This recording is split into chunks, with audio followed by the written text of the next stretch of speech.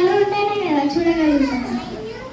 అబ్బో, కళ్ళు ఎందుకు గొప్ప? నీ కళ్ళు కనిపించకపోతే కళ్ళు పెడితే బలవంతం పోయాల్సి నీ కళ్ళు ముక్కే. అదే గాలి పీల్చుకోకపోతే బాడీ బ్రతుకుతుందా? కాబట్టి ముక్కే గొప్ప. ముక్కెట్లా గొప్ప? నేనే గొప్ప. ఎందుకంటే అన్ని వినేది నేనే కదా. మీరు కళ్ళజోడు పెట్టుకున్నప్పుడు ఎక్కువగా బరువు నా మీదనే పడుతుంది కదా, నేనే వస్తున్నాయి కదా. సరైన సమాచారం నేను వింటేనే కదా మీ శరీరానికి ఎప్పుడు ఏం చేయాలో తెలుస్తుంది. అందుకే నేనే గొప్ప. ఏంటి చాలా గొప్ప? నేనే గొప్ప. ఎందుకంటే మనం అన్నం తింటే మంచి బలం వస్తుంది, అందుకే నేనే గొప్ప.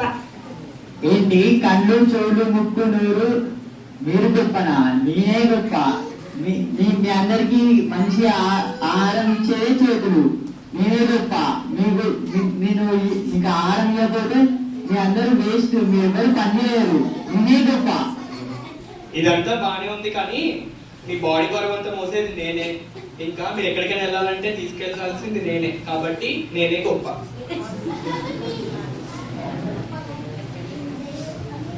ఎందుకు మీరు అలా గొడవ పడుతున్నారు? మీరు మీకు మీరే గొప్ప చెప్పుకుంటున్నారా? గొడవ పడుతున్నారా? దేవుడు 1 కొరింథీ 12వ అధ్యాయం 18వ వచనంలో ఏం చెప్పాడో తెలుసా? అవయవములన్నీ తన చిత్తం బట్టి నిర్మించబడ్డాయి. అవయవములన్నీ గొప్పే, కానీ ఏదైనా అవయవము శ్రమపడ్డప్పుడు అన్ని శ్రమపడ్డట్టే కదా. ఏదైనా అవయవము ఘనత పొందినప్పుడు అన్ని సంతోషిస్తాయి కదా. దేవుడు తన కృపను బట్టి పనిచేయాలి, కానీ అవయవములు ఇలా అతిశయోక్తి చెందకూడదు. అంటే శరీర అవయవాలు ఎన్నున్నప్పటికీ తల అది పైన ఉన్నటువంటిది. ఆ తల ప్రభు అయిన యేసుక్రీస్తు వారు. మనందరికంటే యేసుక్రీస్తు ప్రభువే గొప్ప.